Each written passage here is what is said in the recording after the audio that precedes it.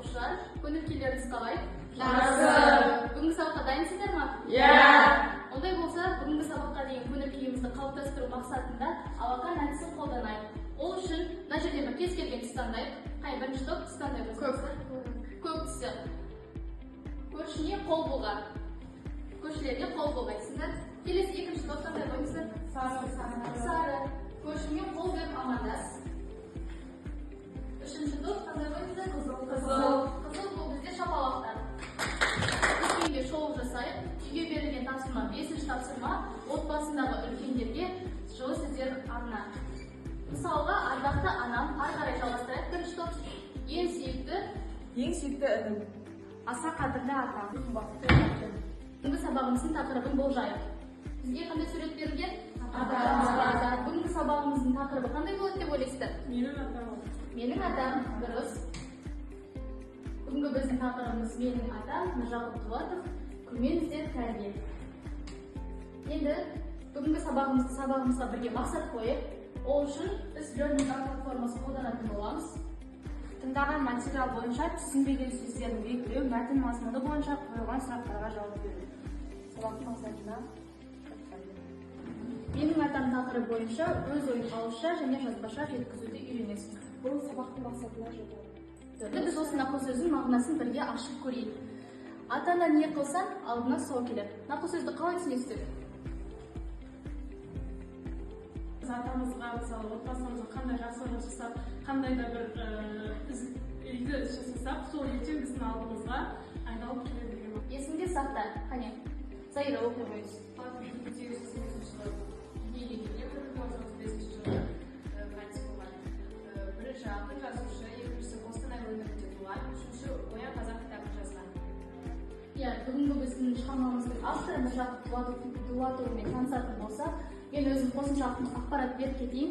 Міржақып Дулатов 1885 жылы Қостанай облысы Жангелдин ауданы, қазіргі Қызбел ауылында дүниеге келген. Қазақтың аса көрнекті ағартушысы, ақын, жазушы. Енді осы Міржақып Дулатовның «Күлмеңіздер кәрия» атты мәтінмен бірге танысайық. Қанекей, оқиық. Қанатария оқи қойыңыз. Күлмеңіздер кәрия бір кісінің екі баласы болыпты.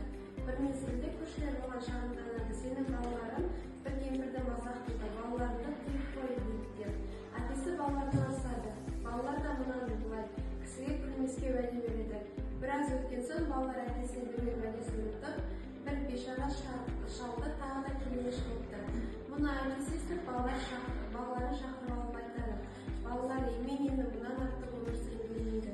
Егер өліммен қартайғанша тұрсам, сендер секілді бір ақымақ балалар ана күнгі шал мен кемпірге күлгендері секілді маған да күлер деп қорқамын.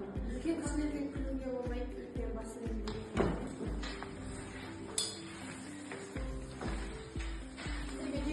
Өздеріңіздің аталарыңыз туралы әңгімелейсіздер, мінезін және ол кісі сізге қандай ақыл кеңес айтатын.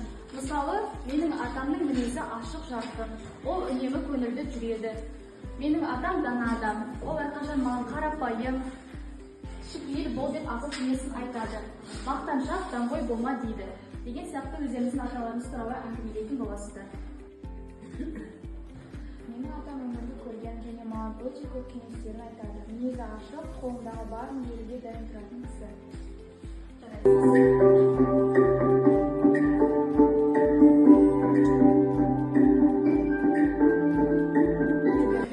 Соларды сәйкестендіріп қабілетсіздер. Екінші топ. Осы жақта. Екінші топқа, екінші топ, үшінші топқа, үшінші топ, бірінші топқа сұрақ құрастыру қажет. Топтасып барлығымыз басымызды түйістіріп жұмыс жасаймыз. Басымызды түйістіре отырып жұмыс жасаймыз. Көршілер кімге шағымданып және неліктен? Көршілер балалардың әкесіне шағымданады, өйткені балалар үлкен кісінің мазақ етеді. Бұл бізде мәтіннің авторы кім? Міржақып Дулатов. Келіңіз Хадиша. Мәтіннің авторы Міржақып Дулатов. Жарайсыздар. Жұлдыз. Енді бағалау парағының соңында мына жерде сізге кері байланыс берген. Осы жерде өздеріңіз кері байланыс жасасаңыздар болады. Қандай ой түйдіңіздер бүгінгі сабақта? Кәрілерді құрметтеу. Оларды телемеждемеу. Иә, жақсы. Берген уәдені бұзбау. Жарайсыз. Үлкенге құрмет, кішіге ізет көрсету. Жарайсыздар.